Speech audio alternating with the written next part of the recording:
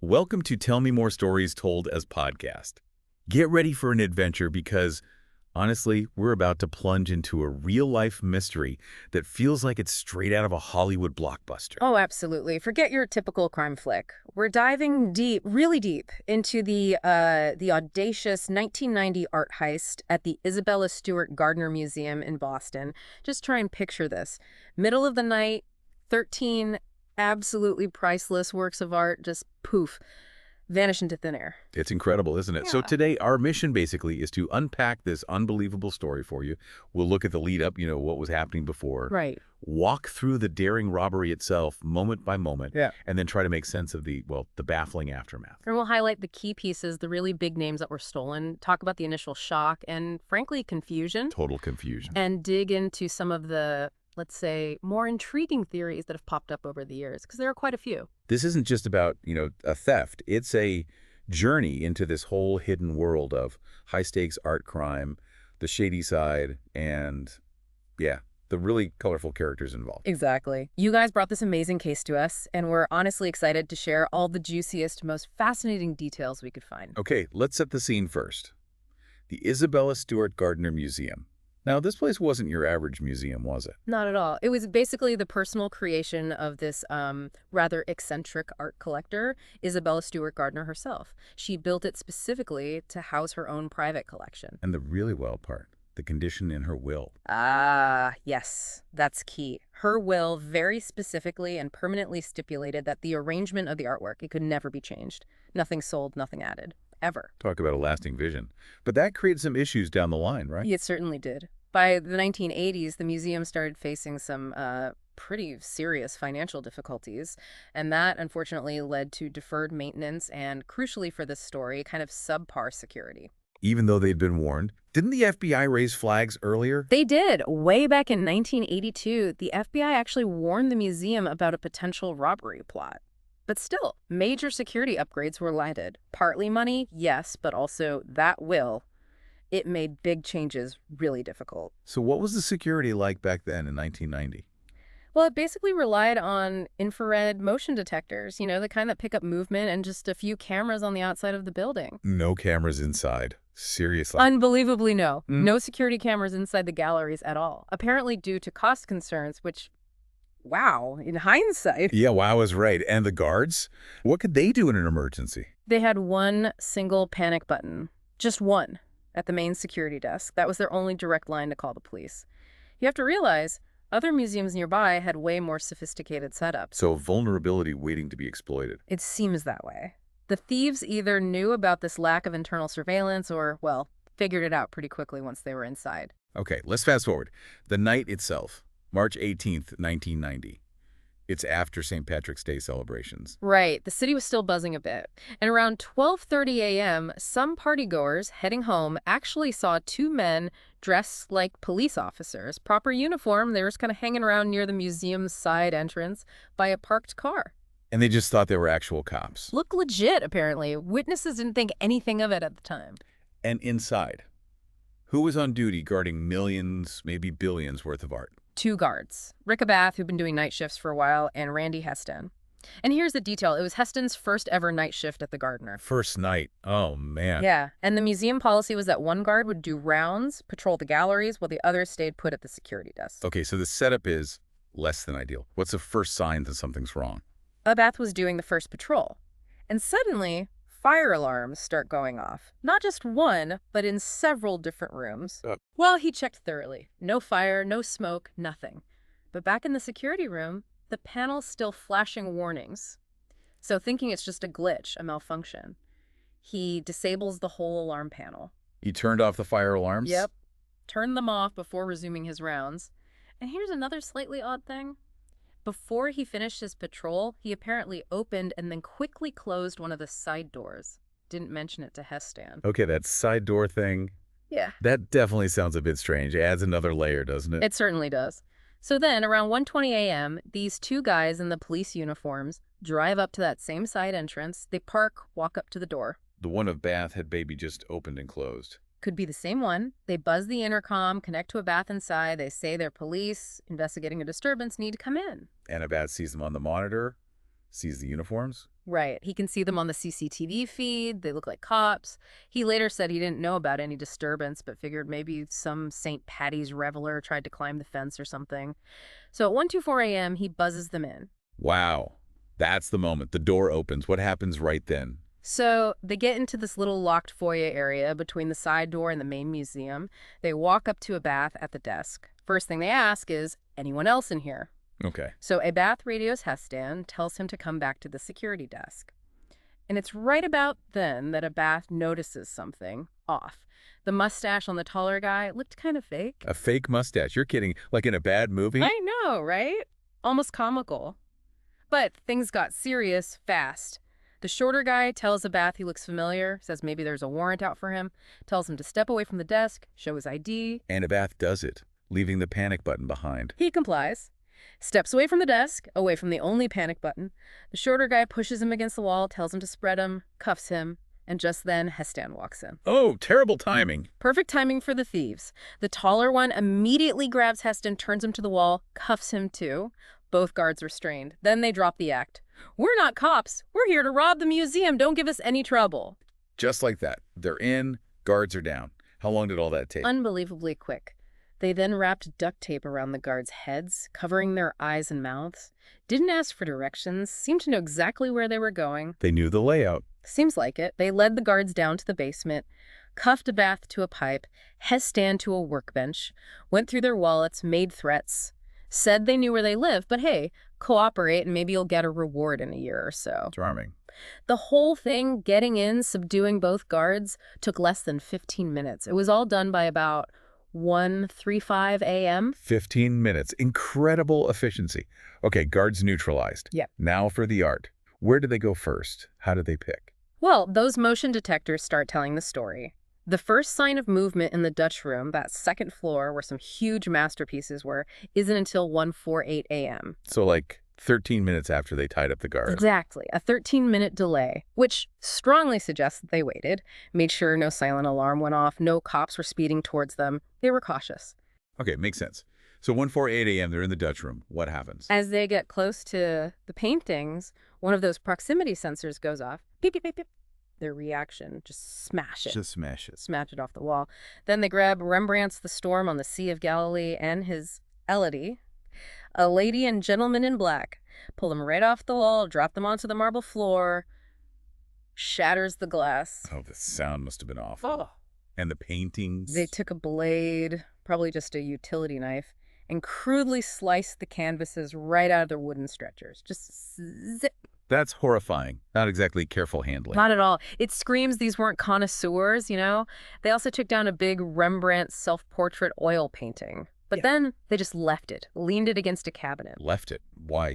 Too big. That's the guess. Maybe it was painted on wood, not canvas, made it too awkward to carry easily. Yeah. But right below it, there was this tiny postage stamp-sized Rembrandt etching, another self-portrait. They grabbed that. So big one, no. Tiny one, yes. Yeah. Weird. What else from that room? Across the room, they took Flinck's landscape with Obelisk and the big one, Vermeer's The Concert, cut them out the same rough way. And the last thing from the Dutch room, an ancient Chinese bronze beaker called a gai. A beaker. Like for wine. Yeah, centuries old, so priceless paintings. Mm-hmm. And an ancient cup. Strange mix already. Definitely eclectic. Where to next? Okay, around 1:51 a.m., while one guy's maybe still finishing up in the Dutch room, the other heads down the hall to the short gallery.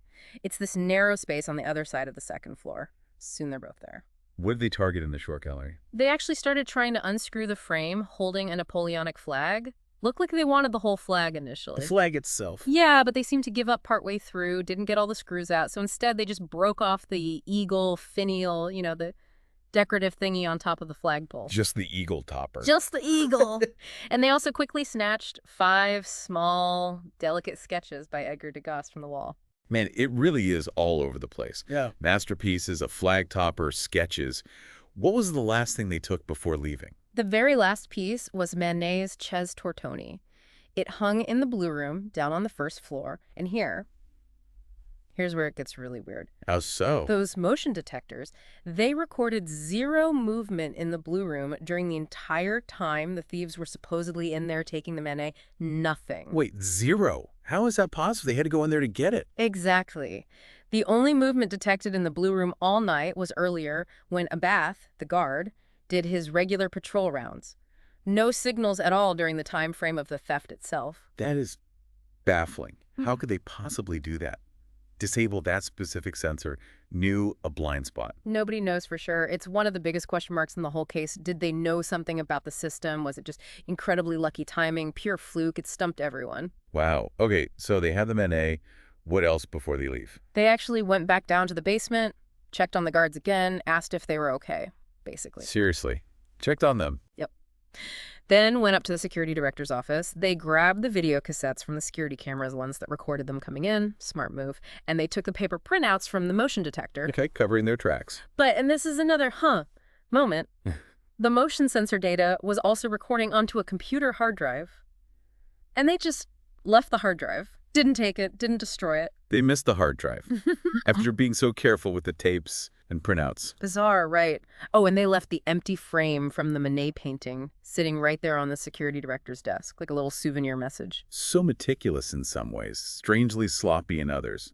Then they left. Started moving the art out. Those side doors opened again at 2:40 a.m., closed for the last time at 2:45 a.m.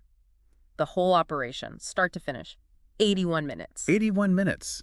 That's a long time to be inside committing a crime like that. Doesn't sound like a smash and grab. No, it suggests planning, maybe confidence, or maybe just inefficiency. Hard to say. So let's just quickly run through the loot again. 13 pieces, some absolute giants of art history. Absolutely. You've got Vermeer's The Concert, maybe the single most valuable stolen painting still missing anywhere in the world. Huge value. Then Rembrandt's The Storm on the Sea of Galilee, his only seascape ever. Plus his Maddie, A Lady and Gentleman in Black, and that little self-portrait etching. 2 Rembrandts cut out, 1 etching taken. Right. Then Govert Flinck's landscape with Obelisk, Manet's Ches Tortoni from the Blue Room, 5 Degas sketches, that ancient Chinese Gu beaker, and the French Imperial Eagle finial. 13 items. Such a strange collection when you list it like that. As you said, experts were baffled from day one, right? Completely baffled, because they walked right past other works in the museum that were arguably more valuable. Pieces by Raphael, Botticelli, Michelangelo, just left them hanging there. So it wasn't just about grabbing the highest price tags. Doesn't seem like it. And the way they treated the canvases, cutting them out so roughly, that really suggested these weren't, sophisticated art thieves working on commission for some Dr. No type collector. This felt different, more brutal, opportunistic. Okay, so the next morning dawns, the shift changes, the horror is discovered. What's the immediate fallout? Who takes charge? Well, realizing instantly that this art was likely headed across state lines, maybe even internationally, the FBI took the lead pretty much straight away. And they had a lot to work with. Forensics. Witnesses. That was the problem. Investigators have always said this case was incredibly tough because there was just a real lack of solid physical evidence. Did the thieves leave DNA? Still unknown, really. They found some fingerprints, some footprints, sure. But couldn't be sure they belonged to the thieves. Exactly. Could have been museum staff, visitors from days before. And frustratingly, over the years, with advances in DNA tech, they've gone back to the evidence, but apparently some of it's even been lost or misplaced by the Bureau itself. Oh, that's not good. And the descriptions of the thieves, pretty vague, based on the guards and those partygoers. One guy, late 30s, medium build, about 5'9" or 5'10". The other, early 30s, heavier build, maybe 6'0", 6'1". Not exactly pinpoint accurate. Makes it hard to track anyone down. And suspicion naturally fell on the guards themselves initially, Right. especially Abath. Oh, definitely. Rick Abath faced a lot of scrutiny. There was that whole business with opening the side door just before the robbery. Was it a signal? He always said no, he just did it sometimes to check the lock. The others doubted that. Yeah, another museum employee later said if he did that routinely, supervisors would have seen it on the security logs and stopped him. And then there's the huge elephant in the room, the Blue Room. No motion detected when the Manet was taken, but Abath was the only one known to be in there earlier. That's the really puzzling part. It is, although a security consultant checked the detectors a few weeks after the theft and said they were working fine then, which just adds to the confusion. And wasn't there some video footage issue with Abath too? Right. Years later, in 2015, The FBI released security footage from the night before the heist. It shows a Bath letting some unidentified guy into the museum. They chat at the desk. Abath said he couldn't remember it, didn't recognize the guy. But someone else did. Yeah, eventually some former guards saw the footage and identified the visitor as the museum's deputy security chief at the time. The deputy security chief. The night before. Okay. Abath, who actually just passed away in 2024, always maintained his innocence. And interestingly, the first FBI agent in charge apparently concluded the guards were probably just too incompetent to pull off something this complex. Huh. Quite assessment. So if not the guards, where did the suspicion turn next? Boston's underworld must have been buzzing. Oh, absolutely. The name Whitey Bulger came up almost immediately, the big boss of Boston crime. Did they think he was involved? Well, Bulger himself always denied it, but kind of bizarrely, he reportedly sent his own guys out to try and figure out who did do it. Apparently, the robbery happened on his turf, so he felt he was owed something, or at least needed to know who had the audacity. Even Whitey Bulger wanted answers. That's amazing. It really is. The FBI agent, McShane, looked hard at Bulger. His connections to Boston cops, could that explain the uniforms? Maybe dirty cops involved? Bulger also had ties to the IRA. The Irish Republican Army, how do they fit in? Well, the IRA had a presence in Boston, and they, along with rival groups, sometimes used tactics like tripping fire alarms and robberies. They were known for organized heists, sometimes involving art. So McShane explored that angle too. Any luck? Ultimately, no concrete evidence ever linked Bulger or the IRA directly to the Gardner theft. Though there's still this lingering theory, pushed by a retired Scotland Yard investigator, that maybe Bulger got the art somehow and passed it to the IRA, and it's all hidden away somewhere in Ireland now. Wow, hidden in Ireland. That's a whole other movie plot right there. Any other major early leads that fizzled out? There was this really intriguing anonymous letter in 1994 sent to the museum director, claimed to be from a negotiator, said the art was stolen to try and reduce someone's jail sentence, but that plan fell through. So he wanted to sell it back. Basically. They said the art was safe, climate-controlled, in a non-common law country, whatever that means. They wanted full immunity for everyone involved, plus $2.6 million deposited offshore when the art was returned. Did they prove they had it? The letter included details only the museum and FBI knew, so it seemed legit. The museum contacted the FBI. They put a coded message in the Boston Globe, like the letter asked, saying, "Okay, let's talk." A second letter came, acknowledged the message, but said the writer was getting scared, too much heat, too much investigation, needed time to think, and then nothing, just silence. Another dead end. Agonizingly close. Any individual suspects pop up early on? There was Brian McDevitt, a known Boston con man, had a history of attempted art theft. He'd even planned a Rembrandt heist using a FedEx disguise, handcuffs, duct tape. Yeah, very familiar. He also had a thing for Napoleonic flags and kind of fit the description of the taller robber except for his hair color. The FBI interviewed him, but he denied everything. Wouldn't take a polygraph. His prints didn't match anything at the scene. He later moved to California, became a TV writer, oddly enough, passed away in 2004. So many leads, so many near misses. But eventually the focus really tightened around the Boston Mafia, right? The Dorchester crew. Yes, that became the dominant theory for the FBI for a long time. In 2013, they made this big announcement, said they knew, with a degree of confidence, who the thieves were.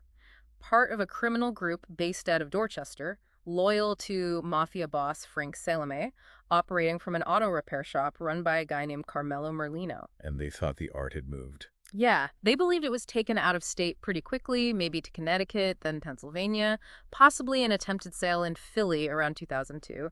And by 2015, the FBI said publicly they believed both thieves were now dead. Did they ever name them? Never officially, but the word from inside the investigation pointed to guys connected to Merlino's auto shop crew. Okay, before we dive deeper into those names, let's just take a quick pause. If you're finding this story as gripping as we are, make sure you hit that subscribe button now for Tell Me More Stories Told His podcast. We delve into fascinating stories like this all the time, and you won't want to miss what's coming next. Okay, back to the investigation. This Dorchester gang linked to the Mafia, who are the key players the FBI zeroed in on. Well, a couple of names kept coming up. Robert Guarente, one of Merlino's crew, died in 2004. But in 2010, his widow, Eileen, told the FBI something huge. She claimed her husband had possessed some of the Gardner paintings, and before he got really sick, he gave them to another gangster, Robert Gentile, based in Connecticut, for safekeeping. Robert Gentile. So they went after him. Oh, yeah. Gentile denied it completely, said he knew nothing about any paintings. But in 2012, boom, federal drug charges against him. The feeling was the FBI was squeezing him, trying to force him to talk about the art. Did it work? Eh. Did he talk? He stuck to his guns. He even took a polygraph, supposedly failed it at first when asked about the paintings, but then passed another one when he claimed Eileen had just shown him a photo of the missing Rembrandt etching once. A photo, not the actual art. Right. The FBI searched his property thoroughly, no paintings, but they did find that old newspaper clipping about the Gardner heist, and this handwritten list looked like potential black market prices for the stolen pieces. Suspicious, but not proof he had them. Exactly. Gentile always claimed he was being framed, unfairly targeted. He did jail time for the drug charges, but never gave up anything on the Gardner art. Who else was in that Merlino circle of suspects? David Turner, another associate. The FBI started looking at him way back in '92. Interestingly, Merlino himself, after he got busted on drug charges, offered to try and get the paintings back for a lighter sentence. He apparently told Turner to find them, but Turner supposedly couldn't. So the FBI thought Turner might have been one of the actual guys inside the museum. That was their theory. Even though Turner had credit card receipts saying he was in Florida around the time of the heist, allegedly picking up coke, investigators thought maybe that whole trip was just an alibi. And who did they suspect was the other thief with Turner? His close friend, George Reisfelder, another Merlino associate. Reisfelder died of a drug overdose in 1991, just a year after the robbery. Did they find anything linking Reisfelder to the art? Nothing direct in his apartment after he died, but his siblings remembered seeing a painting in his bedroom that sounded a lot like the stolen Manet, Ches Tortoni, and physically, Reisfelder apparently looked a lot like the police sketch of the slimmer robber. So Turner and Reisfelder were the FBI's prime suspects for a long time. Seemed to be. Turner got arrested with Merlino in '99 in an FBI sting. Denied knowing anything about the Gardner heist. He got convicted later for planning an armored car robbery, but always maintained the FBI was just after him for the Gardner info. Even from prison, years later, he was apparently still trying to reach out to Robert Gentile, maybe trying to broker a deal for the art's return. Such a tangled web. So many names, so many connections, but still no art. And then there's the whole Bobby Donati angle, right? That's another major theory. Yes, Bobby Donati, a known Boston criminal murdered in '91 during a gang war. His name comes up a lot, especially pushed by, well, by another famous art thief, Miles J. Connor Jr. Connor. He was in jail during the heist, though, wasn't he? He was. But Connor insists Donati and another associate, David Houghton, masterminded the whole thing. Connor had worked with Donati before, claimed they'd even cased the Gardner together, and Donati was really interested in that eagle finial. And Connor thought they did it to help him. That's what he claimed. Said Houghton visited him in prison right after the robbery and told him, "We did it to get you out." Connor's theory was Donati and Houghton, who didn't match the robber descriptions, hired some lower-level guys to actually do the B&E. But both Donati and Houghton ended up dead pretty quickly after the heist. Within 2 years, yeah. Violent ends. Connor, naturally, offered to help get the art back in exchange for the reward money and his freedom. When the cops didn't bite immediately, he pointed them towards an antiques dealer named William P. Youngworth. Ah, Youngworth. That leads to the story about maybe seeing the Rembrandt. Exactly. So the FBI looks into Youngworth. In '97, a Boston journalist, Tom Mashberg, starts talking to him. One night, Youngworth calls Mashberg, says, "I can prove I can get the paintings back." Takes him to this dark warehouse in Brooklyn. Yeah. Inside, by flashlight, Youngworth shows Mashberg a painting. Mashberg thought it looked like the stolen Rembrandt seascape, the storm on the Sea of Galilee. Saw what looked like the signature, saw the rough-cut edges like it had been sliced from a frame. So maybe it was the real thing. Big maybe. Mashberg wrote about it, caused a huge stir. But when the FBI raided the warehouse later, nothing. Empty. The painting was gone. So was it real? Or a setup? Still debated. Youngworth gave Mashberg paint chips, supposedly from the painting. Analysis showed they were from the right era, 17th century, but couldn't definitively match them to that specific Rembrandt. Plus, Mashberg said the painting was unfurled, but experts said the real storm was heavily varnished. It wouldn't roll easily without cracking badly. So more smoke and mirrors. Pretty much. Youngworth wanted immunity and Connor released from prison. The feds wouldn't deal without better proof. He gave more paint chips later, again, inconclusive, though some might have matched the Vermeer period. Ultimately, another dead end. It's just layer upon layer of mystery. And the theories keep coming, don't they? What about the idea Donati did it for another gangster? Right, that emerged more recently. In 2014, a reporter contacted Vincent Ferrara, who is actually higher up in the mafia than Donati. An associate of Ferrara called the reporter back, claimed the FBI was wrong about the Merlino crew. It was Donati all along. Why would Donati do it, according to this theory? The associate claimed Donati visited Ferrara in prison before the heist, said he was planning something big to get Ferrara out.